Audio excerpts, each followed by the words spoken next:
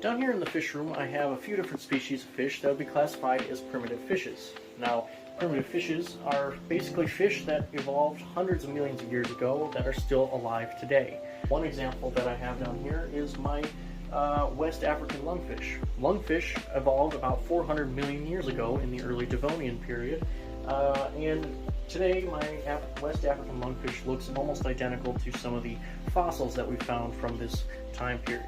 Which is absolutely incredible. A few other species of primitive fish that I have down here include my longnose and Florida gar.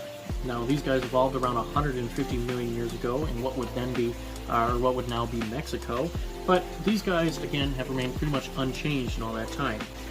Now most primitive fish actually share the ability to breathe air just like a terrestrial animal. Now of course some species do it a little bit differently than others, which is why we have different groups called facultative and obligate air breathers. Now, gar, for example, are what are called facultative air breathers, and this means that they have an internal gill structure like a regular fish and are able to use it to breathe dissolved oxygen in the water. However, if there are low oxygen levels within the water, they are able to go to the surface and use special passageways on their snout to actually breathe air.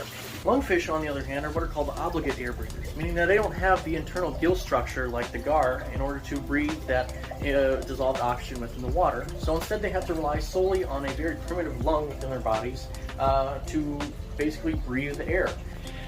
Now because I am keeping these fish in captivity, I feel as though I should do my best to make their environment as natural as possible. That's why in my lungfish tank, as you can see, I have a massive pothos spine growing out of the top. I mean, absolutely huge. This thing is bigger than my hand.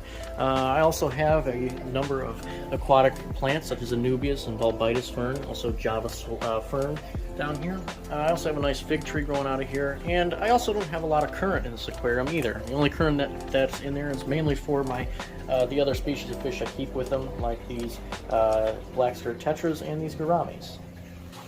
Now because they are found in similar environments, it makes sense that gar and lungfish would have similar diets. In the wild, they would feed on things like frogs and other amphibians, as well as aquatic and terrestrial insects that may have fallen in the water. And also things like earthworms and smaller fish. Here I have some just some smelt that I'm feeding these guys here because I want to try and keep their diet as natural as possible. So I feed all my gar species these little smelts. I also feed them tilapia, which is another thing that especially the lungfish would find in their natural habitat. And I do feed them crickets from time to time as well.